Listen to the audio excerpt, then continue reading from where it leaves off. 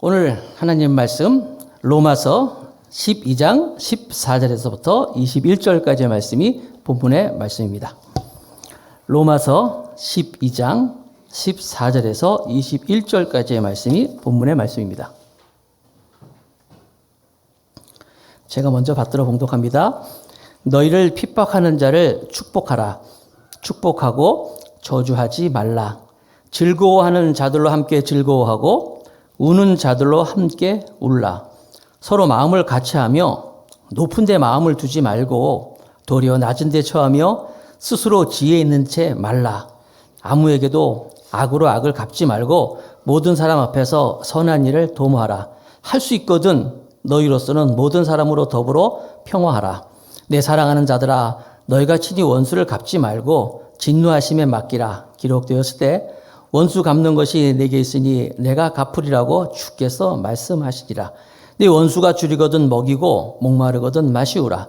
그리함으로 네가 숯불을 그 머리에 쌓아 놓으리라. 악에게 지지 말고 손으로 악을 이기라. 아멘. 네, 오늘은 설교 제목이 이웃을 향한 삶의 예배, 이웃을 향한 삶의 예배 이렇게 정했습니다. 죄인인 우리가 하나님 아버지 앞에 의인이 될 수 있는 길은 주일학교 때 어렸을 때 노래도 찬송에도 있었어요. 돈으로도 안 돼요. 어여뻐도 안 돼요. 맘 착해도 안 돼요. 믿음으로 가는 나라, 하나님 나라. 믿음으로만이 죄인인 우리가 하나님의 나라에 갈 수 있고 의인이 될 수 있는 거예요. 그렇게 하나님께 의인이 된 사람들, 칭의, 의롭다 인정받은 사람들, 그 이야기가 로마서 1장부터 11장까지 있는 거예요. 그렇게 의인이 된 사람들은 어떻게 살아야 되느냐? 사도는 그러므로 형제들아, 내가 하나님의 모든 자비하심으로 너에게 권하노니 너희의 몸을 하나님이 기뻐하시는 거룩한 산 제사로 드려라. 이것이 너희의 드릴 영적 예배다 말씀하셨어요. 죄인이 믿음으로 의인이 됐으면 이제 삶으로서 예배를 드려야 된다. 영적 예배다. 이 삶의 예배가 어디서부터 시작되느냐? 교회에서부터 시작된다 그랬어요. 교회 안에서 우리가 하나님께 예배하면서 성도 간의 이 모임을 통해서 이 안에서 서로 사랑하고 서로 격려하고 먼저 존경하고 힘써 대접하고 내가 가지고 있는 은사를 가지고 교회를 든든히 세우는 것이 삶의 예배다. 교회에서부터 이런 삶의 예배가 드려진다.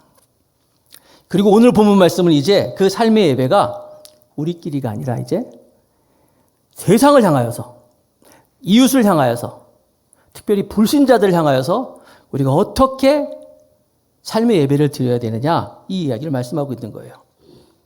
우리는 세상에 속해 있잖아요. 세상 사람들을 만나고 있잖아요. 우리끼리는 예배도 드리고 찬송도 드리고 사랑도 나누고 할 수 있어요. 얼마든지 좋아요. 과연 이것이 세상 사람들에게는 어떻게 되어야 되느냐 이걸 오늘 말씀하고 있는 거예요.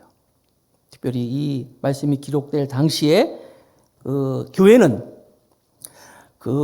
세상으로부터 엄청난 핍박을 받고 있을 때예요. 이 로마서가 기록될 때 황제가 네로 황제예요. 네로 황제가 어떤 황제입니까? 아주 극악한 황제였어요. 정신적으로도 문제가 있었어요. 로마시를 다 불살르고 말이에요. 그걸 전부 다 예수 믿는 사람들이 다 그렇게 했다. 다 뒤집어 씌워가지고 막 그들을 데려다가 불에 태우고 사자, 맹수 사자의 밥이 되기도 하고 톱에 켜서 죽이기도 하고 칼로 베이기도 하고 엄청난 핍박을 받고 있던 그던 시대에 사도는 우리가 하나님께 드려지는 이 삶의 예배를 이제 우리 교회 안에서 드린 예배를 세상을 향해서 드려야 된다 하면서 오늘 말씀하고 있는 거예요. 어떻게 말씀하고 있습니까? 세상을 향한 이웃을 향한 삶의 예배 첫 번째, 그것은 핍박하는 자들을 저주하지 말고 축복해야 된다 말씀하고 있어요. 오늘 로마서 12장 14절 말씀입니다. 오늘 본문 말씀 로마서 12장 14절 같이 읽어봅시다. 시작. 너희를 핍박하는 자를 축복하라. 축복하고 저주하지 말라. 여러분, 우리를 핍박하는 사람을 저주하지 말고 축복하래요. 이거는 정말 예수님만이 할 수 있는 거 아니겠어요? 누가 와서 나를 딱 때리래? 누가 나한테 와서 칼을 푹 찔르래? 나를 핍박하는 사람을 어떻게 하나님의 축복이 있을지라도 이렇게 얘기할 수 있겠어요? 그런데 오늘 말씀을 그렇게 하고 있는 거예요. 우리가 예수를 믿었다고 하는 것은 예수님을 나의 삶의 주인으로 모신 거예요. 내 삶에 예수님이 주인인 거예요. 그러니까 죄 중에 가장 큰 죄는 딴 게 아니에요. 내 인생은 내 거야. 독립선언하는 것. 자기가 자유선언하는 것. 이게 가장 큰 죄예요. 예수님이 나의 삶의 주인입니다. 내 모든 것은 다 예수님이 통치하십니다. 이게 예수님을 믿는 거예요. 그러니까 주인이 바뀌었어요. 내가 주인이 아니라 예수님으로 바뀌었어요. 그렇다면 그 내 삶의 주인인 그 예수님처럼 우리도 살아야 되는데 이웃들을 향하여서 예수님이 내 주인이 말씀하시는 거예요. 뭐라고? 너를 핍박하는 자를 축복하고 저주하지 말아라. 예수님 평소에 무슨 말씀하셨어요? 마태복음 5장 44절에. 한번 읽어봅시다. 시작. 너희 원수를 사랑하며 너희를 핍박하는 자를 위하여 기도하라.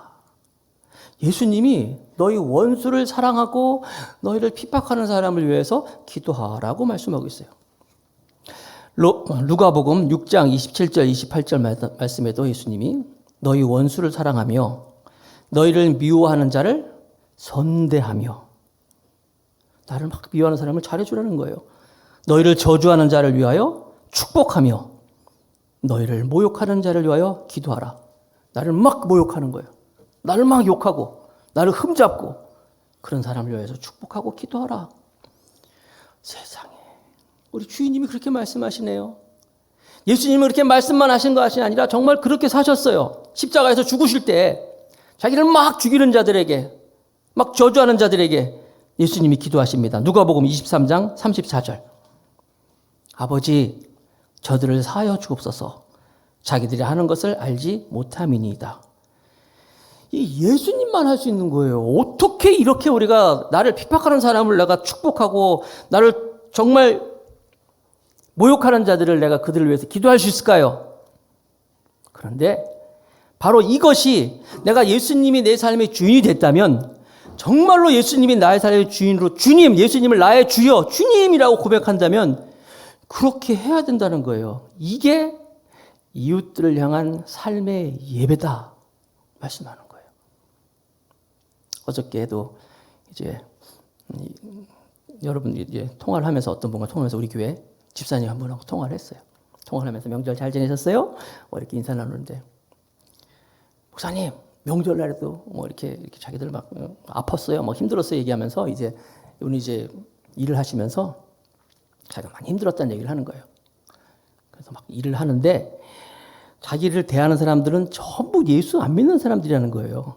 교회 안 다니는 사람들이라는 거예요. 그 사람들을 상대로 자기가 이렇게 일을 하는데 자기가 지금 굉장히 많이 손해를 봤대요. 손해를 보면서도 그 일을 한다는 거예요. 그러면서 목사님, 이 바닥은 다 이래요. 다 이렇게, 내가 좀 힘들지만 그래도 이렇게 다 해야 되는 거예요. 제가 그때 무릎을 쳤어요. 그래, 바로 그거다. 예수 믿는 사람들이 다른 사람들에게 내 모습을 통해서 하나님을 보여주는 모습은 내 것만 챙기고 말이야, 내 이익만 챙기고, 그게 아니구나. 정말 더 손해보고 원수까지도 사랑하라 그러는데 이런 모습이구나. 제가 어렸을 때 전 여의도 순복음교회에서 자랐어요. 여의도 순복음교회에서 막 학생이 임원도 하고 막 그랬어요. 막 앞에 나서서 막 찬양도 하고 막.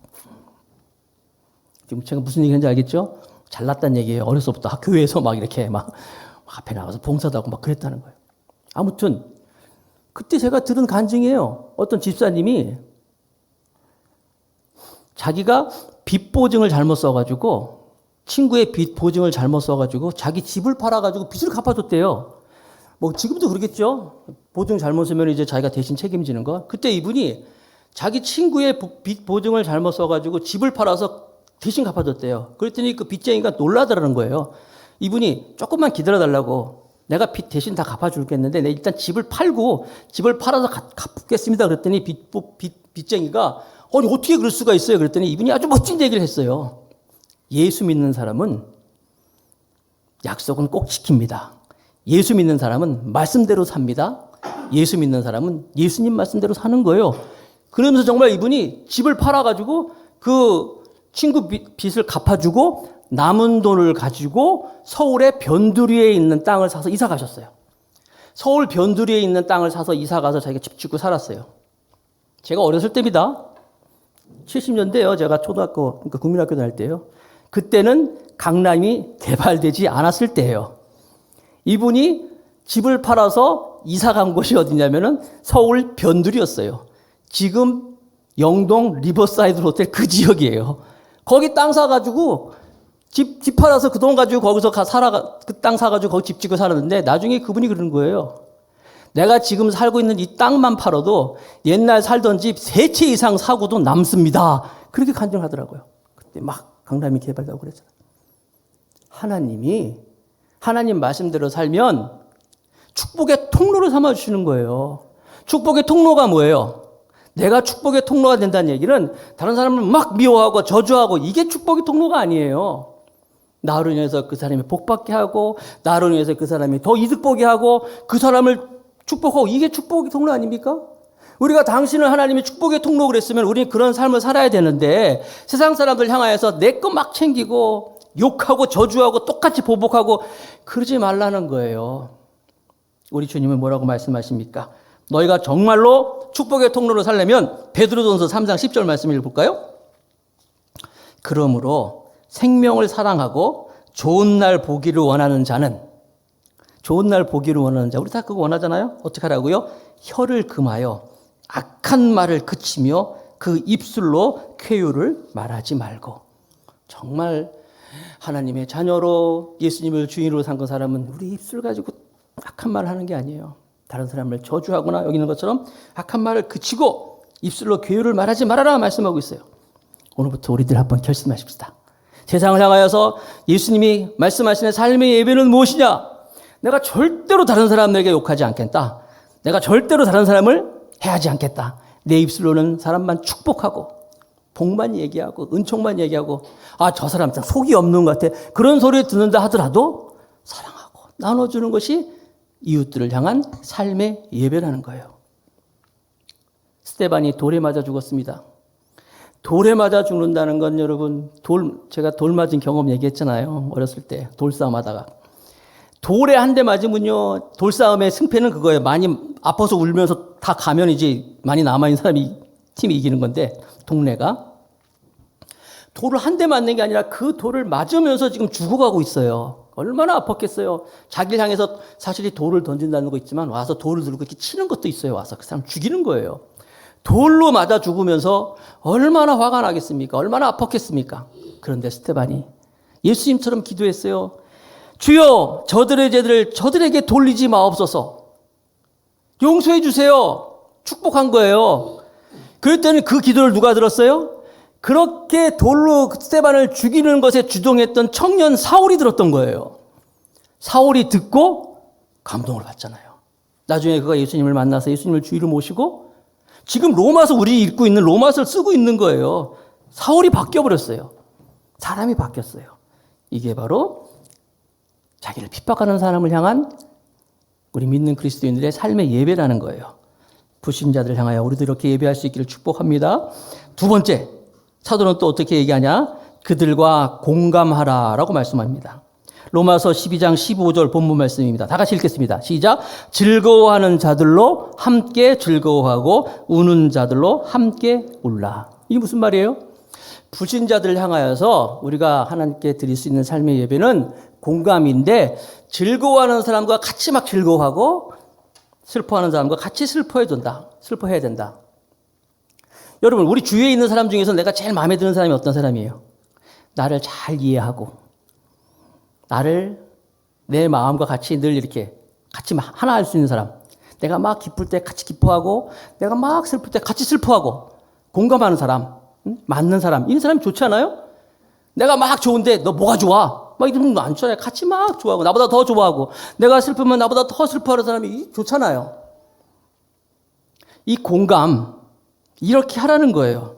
그런데 여러분 즐거워하는 자들로 함께 즐거워하고 라는 게 말은 쉬운데 이게 쉽지가 않네. 즐거워하는 사람과 함께 즐거워하라. 예를 들어서 내가 친구랑 같이 열심히 둘이 공무원 시험을 준비했어요. 실제로 있었던 일입니다. 공무원 시험을 열심히 준비했는데 시험을 딱 봤는데 친구는 합격했는데 나는 불합격을 했어. 어떤 친구가 진짜 그랬대요. 그래가지고 그 친구가 친구를 같이 공부한 친구는 합격했는데 자기는 불합격을 해가지고 그 친구를 사이가 갈라졌다는 거예요. 그래서 이 합격한 친구는 네가 정말 내 친구 맞아? 그런 거 가지고 시기하는 거야? 그런 거 가지고 질투하는 거야? 막 그랬더니 이 친구가 그러더래요. 내가 진짜 진심으로 너한테 축하를 못 해주겠다. 내가 진심으로 너를 축하를 못 해주기 때문에 내가 그랬던 거야. 나중에 이제 만나서 막 그렇게 얘기했다는 거예요. 이게 사람이에요. 내가 여러분 생각해보세요. 우리 아들이 대학에 불합격했네? 낙방했네? 옆집 아들은 좋은 대학에 갔어. 근데 그 집에 가가지고 정말 축하해요. 쉽지 않다는 거예요. 옆집에 가가지고 아드님 참 훌륭하셨어요. 합격했는데 축하해요. 안 된다는 거예요. 괜히 우리 아들만 보면 그냥 괜히 물만 먹어도 너는 물만 먹고 말이야. 막 이렇게 된다는 거예요. 즐거워하는 자들로 즐거워하다. 함께 즐거워한다. 여러분, 그래서 여러분 모든 사람은요. 다른 사람이 잘 되면 이 마음속에 시기심이 생겨요. 한국 사람들의 영성은 특별히 뭐가 있습니까? 사촌이 땅을 사면 배가 어떻다? 이게 우리 영성이잖아요. 사촌이 땅을 사면 배가 아픈 게 우리 사람들이에요. 그러니까 이 시기심이라 하는 건요, 눈에 띄질 않지만 시기심은 조용한 범죄예요. 조용한 죄악이라는 거예요. 그래서 사도는 우리에게 얘기하는 거예요. 그래도 정말 불신자들을 향하여서 공감하라. 다른 사람이 힘든 좋은 일 있으면 같이 막 좋아해라. 한국 사람들은 막 누가 승진했어 봐. 승진하면 어때요? 속이 막 안 좋으니까 막 너 승진 턱내 막 그러잖아. 막 그래서 막 그냥 옷만 좋은 거 입어봐. 착복식해 착복식 그래가지고 막 뜯어먹고 말이죠. 신발만 좋은 거 신어도 말이야. 착화식 하라 그러고 뭐 하라 그러고 이사 가라 그러면 뭐 집들이 하라 그러고 찾아가가지고 막 그러잖아요. 진정으로 축복해줘라. 진정으로 함께 공감하라. 이게 매일매일 너희들이 세상 사람들 향한 삶의 예배다라고 사도는 말씀하고 있는 거예요. 이렇게 예배할 수 있기를 축복합니다. 세 번째는 또 봅시다. 세 번째는 또 뭐냐? 겸손하게 사는 것이다. 오늘 로마서 12장 16절 다 같이 시작. 서로 마음을 같이하며 높은 데 마음을 두지 말고 도리어 낮은 데 처하며 스스로 지혜 있는 채 말라. 이게 한마디로 뭐예요? 겸손이잖아요. 마음을 같이 한다는 것. 그렇죠. 마음을 하나가 되어 있고 높은 데 마음을 두지 말고 낮은 데 처하며. 여러분, 그 삶의 예배를 시작할 때 우리 12장 12장 앞부분에 보면 삶의 예배를 시작할 때 삶의 예배가 교회에서부터 시작돼야 됩니다 할 때 교회에서부터 삶의 예배가 시작됩니다. 비슷한 말이 나왔어요. 마땅히 생각할 그 이상의 생각을 품지 말고 그랬어요. 3절에 12장 3절에 마땅히 생각할 그 이상의 생각을 품지 말라. 괜히 막 잘났다고 말이야. 자기가 막 나서지 말아라. 그렇게 말씀하셨는데 교회에서 여기서 또 그러네. 그러니까 교회 안에서뿐만 아니라 불신자들을 향해서도 높은 데 마음을 두지 말고 도리어 낮은 데 처하며 스스로 지혜 있는 채 말하라. 잘났다고 자기가 막 그러지 말라는 거예요. 도리어 낮은 데 처하면서. 그렇죠? 그러니까 이렇게 마음을 같이 하고 낮은 데 마음을 두고서 스스로 지혜롭다 체하지 않는 사람은 어떤 사람이에요? 적들도 내 편으로 만들 수 있는 겸손한 사람이라는 거예요. 천국에 문을 열 수 있는 거예요. 교만하면 그야말로 지옥에 문을 여는 거예요. 우리 주변에서 교만한 사람, 좋아하는 사람이 누가 있어요? 맨날 자기 얘기만 하고 자기 잘난 척만 하고 하면 누가 좋아합니까? 그런데 당신이 나보다 더 나아요. 당신이 나보다 훨씬 낫나며 이러면요 다 좋아하잖아요. 성경에도 있는 말씀이에요. 빌립보서 2장 3절. 빌립보서 2장 3절 같이 읽어봅시다. 시작. 아무 일에든지 다툼이나 허용으로 하지 말고 오직 겸손한 마음으로 각각 자기보다 남을 낮게 여기고 이해하시죠? 당신 나보다 훨씬 나아. 훨씬 훌륭한 사람이야. 낮게가 아니라 낮다는 거예요. 이렇게 살라는 거예요. 어거스틴이라고 있어요. 성 어거스틴한테 막 어떤 교만한 맨날 잘난 척하는 청년이 와가지고 선생님 물어보는 거예요.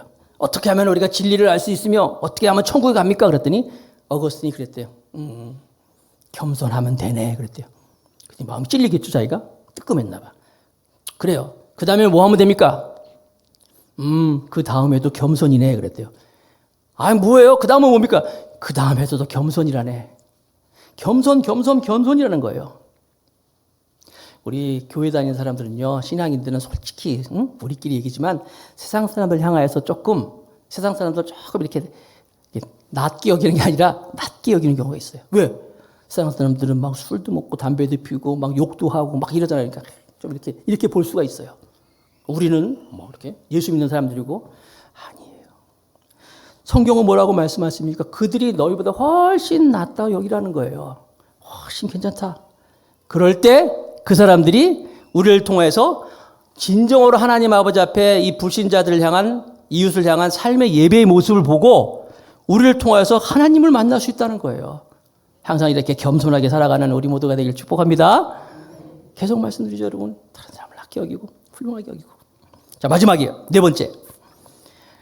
악을 선으로 이기라. 자, 악을 선으로 이기라. 악을 선으로 이기라고 말씀하시는데 악을 선으로 이길 수 있는 방법은 두 가지가 나오는데 첫 번째 보니까 악을 악으로 갚지 말라는 거예요. 악을 악으로 갚지 말라. 로마서 12장 오늘 본문 말씀 17절과 18절 말씀 본문 말씀 같이 한번 읽어봅시다. 시작. 아무에게도 악으로 악을 갚지 말고 모든 사람 앞에서 선한 일을 도모하라. 할 수 있거든 너희로서는 모든 사람으로 더불어 평화하라. 사도는 우리에게 악을 악으로 갚지 말아라. 할 수 있거든. 그러니까 어떻게 하든지 많은 사람과 더불어서 평화하라. 화평하라는 거예요. 우리는 보통 이런 말 하죠. 되로 받고 말로 갚는다. 되 말 아시죠? 한 되, 두 되, 되박. 그게 10배라는 거예요. 뭘 하나로 받았으면 그 하나로 갚는 게 아니라 그걸 10배로 막 갚아버리잖아요. 누가 나에 대해서 무슨 욕을 한다. 그 욕만 합니까? 우린 가서 막 두들겨 패고 막 할 수도 있잖아요. 사실 여러분 그 고대 율법에 나와 있는 그 하무라비 법칙 성경에도 있지만 이에는 이, 눈에는 눈 그런 법 있잖아요. 그 옛날 고대 그 법인데 눈에는 눈, 이에는 이. 어유 잔인한 거 아니야? 눈 하나 뺐으면 나 똑같이 패. 그게 사실은요. 그만큼만 하라는 거예요. 그만큼만 하라. 한 대만 했으면 한 대만 갚어. 한 대 맞아서 한 대만 갚습니까? 가서 막 죽도록 패버리잖아요. 제발 그러지 말아라. 어떻게 보면 이게 제어하는 법이라는 거예요. 인간의 악한 이 죄성이 있기 때문에. 여러분, 이 베드로 그러면 우리가 어떻게 생각합니까? 평소에 베드로 그러면 이 성격이 급하고 또 단무지 아시죠? 단순 무식, 이런 지랄랄랄라 그 같은 게. 이 사람이 급한 사람이에요. 그런데 이 베드로전서 3장 9절에 엄청난 말씀을 하셨는데 베드로전서 3장 9절 말씀이 이렇게 나와 있어요. 예수님의 제자 베드로가 악을 악으로 욕을 욕으로 갚지 말고 도리어 복을 빌라. 이를 인하여 너희가 부르심을 입었으니 이는 복을 유업으로 받게 하려 하심이라. 이거 베드로가 쓴 게 맞나 할 정도로 어떻게 베드로가 이런 말을 했지? 악을 악으로 갚지 말고 욕을 욕으로 갚지 말고 복을 빌어라. 이렇게 말하고 있어요. 그러니까 베드로가 어떻게 된 거예요? 바뀌었어요. 정말 예수님을 만난 이후에 예수님이 주인이 되니까 그가 변한 거예요. 유대의 격언에 이런 말이 있다고 합니다. 히브리인의 격언 중에 이웃이 나팔을 분다 할지라도 그를 사랑하라. 뭐 쉽게 이해가 되겠죠. 이웃이 막 나팔을 불어도 그 사람을 사랑하라.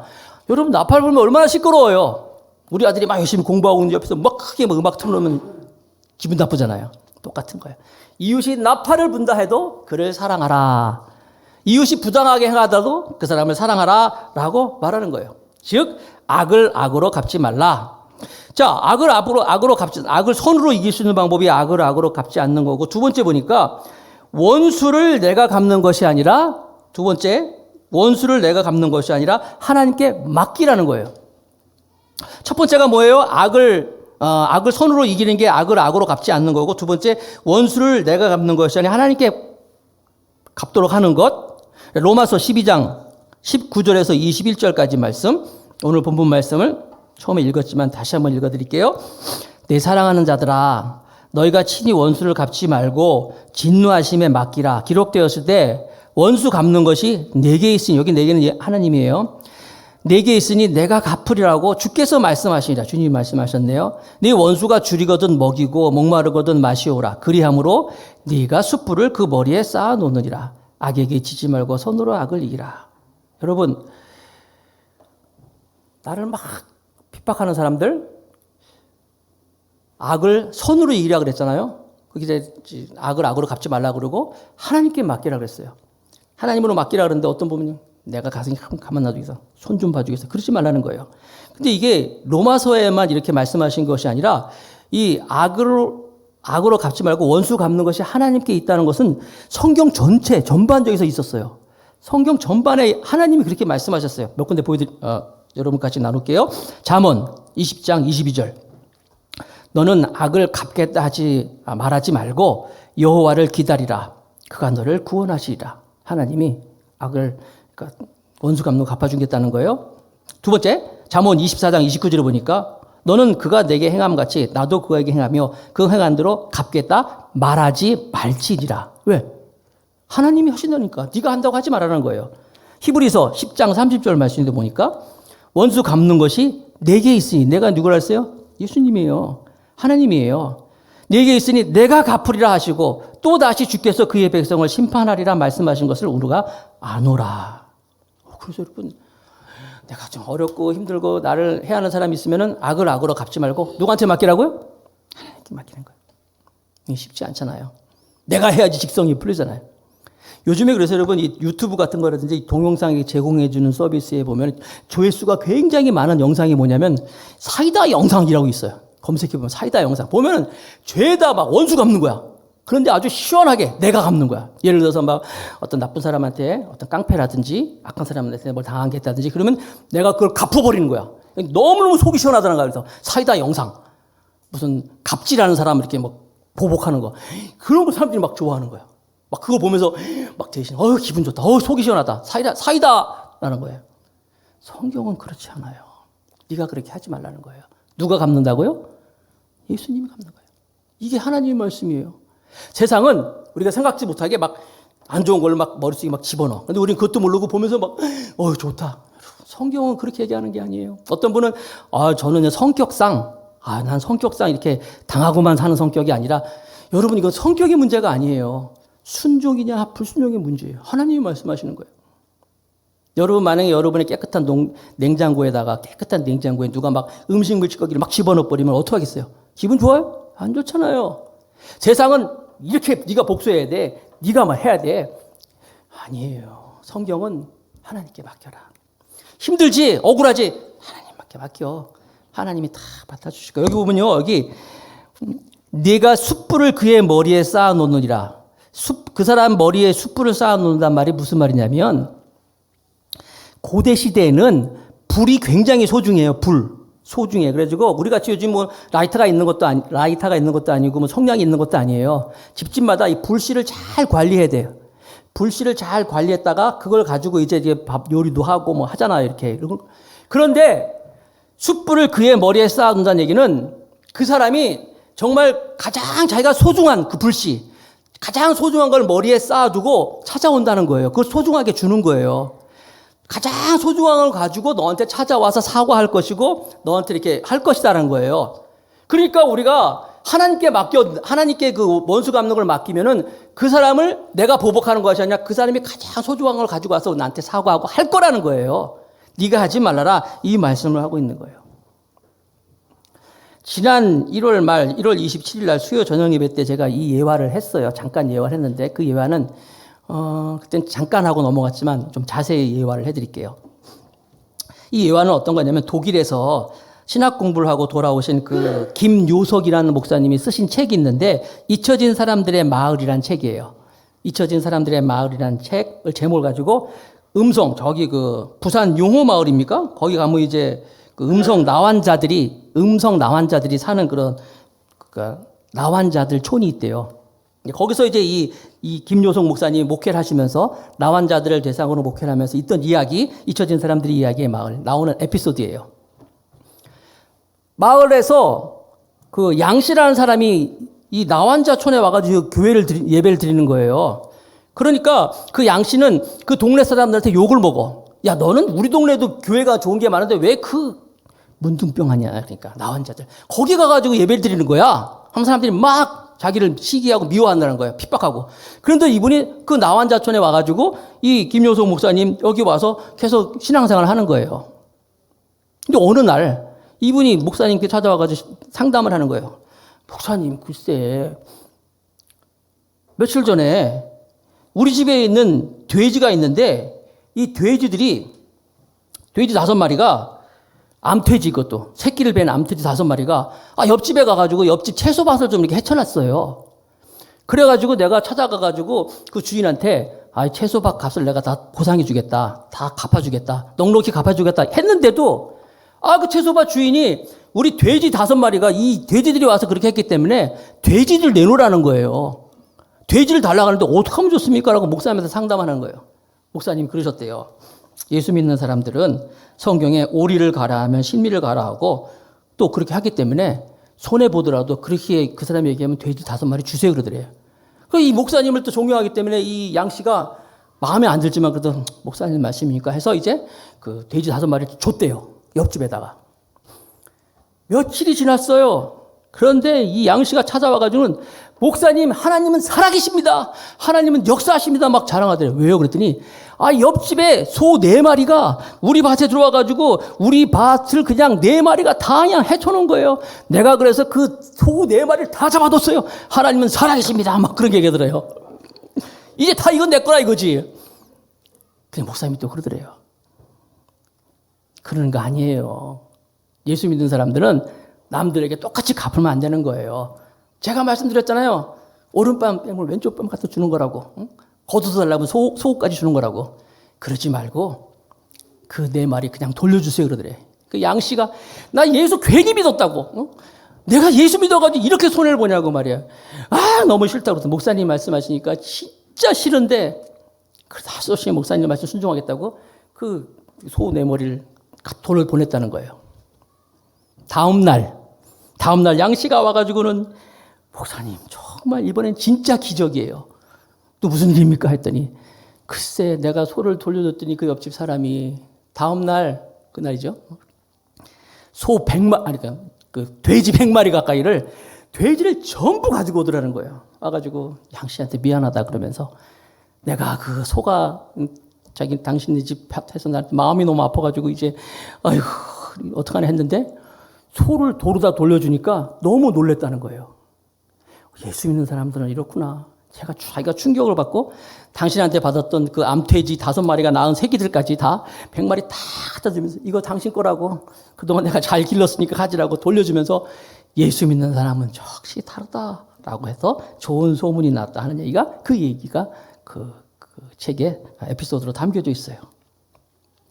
원수 갚는 것은 하나님께서 갚아주십니다. 하나님께 맡기시기 바랍니다. 오늘 이웃을 향한 삶의 예배가 어떤 거예요? 핍박하는 자를 저주하지 말고 축복하라. 다른 사람이 잘 되는 거 보고도 같이 공감하면서 좋아해라. 기뻐해라. 높은 데 마음을 두지 말고 낮은 데 두고 지혜로운 책 하지 말고 겸손해라. 악을 악으로 갚지 말고 선으로 갚아야 된다. 여러분 근데 이 말씀 우리가 같이 나눴지만 쉽지 않아요. 목사인 나도 못해요. 누가 나한테 막 욕하는데 내가 어떻게 그 사람을 축복합니까? 누가 나를 막 모함하는데 내가 어떻게 그 사람을 위해서 기도합니까? 나를 막 때리는데 내가 어떻게 그를 사랑할 수 있습니까? 못해요. 바울도 못했어요. 그래서 바울도 늘 고민합니다. 내 안에 선한 것은 있어도 선한 일을 하지 못하노다. 오라 나는 공고한 사람이로다. 이 사망의 몸에서 누가 나를 건져내랴. 바울도 늘 고민했어요. 7장까지 보면. 그런데 바울은 8장에 보면 이렇게 고백합니다. 그리스도 예수 안에 있는 생명의 성령의 법이 죄와 사망의 법에서 나를 해방하였다. 성령님을 인정하고 성령님을 모시니까 파라클레이토스 성령님 내 옆에 계시는 그 보혜사가 나는 힘들지만 나를 도와서 나를 그렇게 할 수 있다라고 고백하고 있는 거예요. 우리도 힘들죠? 다 힘들어요. 그러나 날마다 성령님 인정하고 성령님의 삶의 주인이 되면 그렇게 할 수 있다는 거예요.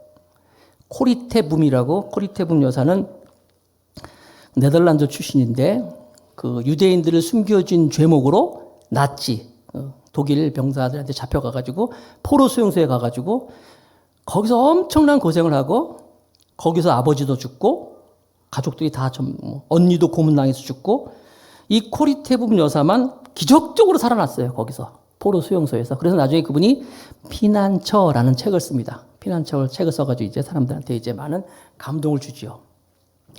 코리테붐 여사가 이제 사람들한테 유명세를 타게 됐어요. 그래서 사람들은 교회에 가서 이제 간증도 하고 이제 자기 간증도 하고 이제 집회도 인도하고 그렇게 했습니다.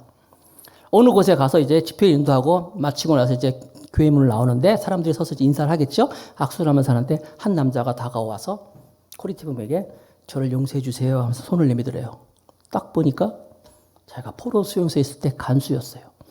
자기 옷을 다 벗기고 자기를 고문하고 자기 언니가 또 죽고 그 간수가 자기 앞에 서가지고 나를 용서해달라고 손을 내미는 거예요. 코리티붐은 손을 내밀 수가 없는 거예요. 그 남자를 보는 순간 온몸에 소름이 끼치고 전율을 느껴지는 거예요. 그때 코리티붐 여사는 기도했다고 합니다. 앞이 캄캄했지만 성령님 도와주세요. 성령님 나를 도와주세요. 성령님 도와주세요. 하고 성령님을 의지했대요. 그랬더니 그 마음속에 있던 분노가 싹 사라지고 숨겨놨던 자기 손이 펼쳐지면서 그 사람 손을 잡으면서 나는 당신을 용서합니다. 라고 화해를 했다는 거예요. 여러분 성령 충만 그러면 우리는 막 방언 막 하고 막 기적이 일어나고 막 뜨거워지고 그렇게만 생각하는데 그게 아니에요. 성령 충만은 바로 이거예요. 다른 사람을 향해서 용서하고 화해하고 또 축복하고 이것이 삶의 예배라고 오늘 사도는 말씀하고 있습니다. 아까 말씀드렸잖아요. 베드로도요. 예수님은 나의 주요 주는 그리스도시요 살아계신 하나님의 아들입니다라고 고백까지 했어요. 엄청난 고백까지 했지만 그는 입술의 고백이었어요. 그러니까 입술의 고백만 했기 때문에 예수님이 잡히는 그 순간 칼을 빼가지고 제사장 그 하인의 귀를 잘랐잖아요. 말고의 귀를 잘랐어요. 예수님은 주인입니다라고 그리스도입니다라고 고백했지만 말로만 고백할 때는 그는 역시 칼을 휘두르는 사람이었어요. 근데 나중에 그가 성령님이 임하고 나서 성령이 그의 삶의 주인이 되니까 아까 말씀드렸잖아요. 악을 악으로 갚지 말고 욕을 욕으로 갚지 말아라. 사람으로 변했다는 거예요. 한 사람 더. 요한이는 그렇잖아요. 예수님의 제자 요한도 전도를 막 하는데 예수님에게 그 지역 사람들이 예수님을 받아들이지 않고 예수님을 거부하니까 요한이 예수님을 툭툭 치면서 그러는 거예요. 주님 뭐하고 계세요? 어쩌라고? 번개를 내리쳐가지고 다 죽여버리세요 그랬어요. 그랬더니 예수님 깜짝 놀라가지고 보아너게 넌 우레의 아들이다. 번개의 아들이다. 그게 별명이 그렇게 생긴 거예요. 야, 너 어떻게 그렇게 말할 수 있냐? 번개의 아들이다. 그게 사도 요한이었는데 나중에 요한이 그 훗날 요한복음을 기록하고 요한 1, 2, 3서를 쓰고 요한 계시록을 쓰잖아요. 사랑의 사람으로 바뀌었어요. 특별히 요한 1서 4장에 보면 사랑장이에요. 사랑하는 자들아 우리가 서로 사랑하자. 하나님을 사랑이시니 우리가 하나님에 속한 자들은 사랑한다 그랬어요. 하나님을 사랑하지 않고 하나님을 사랑한다 하면서 이웃을 사랑하지 않으면 그 사랑은 거짓말이라 그랬잖아요. 사랑하라. 아가페. 우리 여기 있는 아가페. 말씀을 뵙겠습니다. 오늘 저와 여러분들이 이런 이웃을 향한 이 예배를 드릴 수 있는 우리 모두가 되길 바라겠습니다. 원수를 사랑하고 그를 축복하고 그리고 그를 위해서 내 마음을 낮추고 이런 모습을 보일 때 우리를 통해서 하나님의 나라가 많은 사람에게 전파되고 축복의 통로로 살아갈 줄 믿습니다.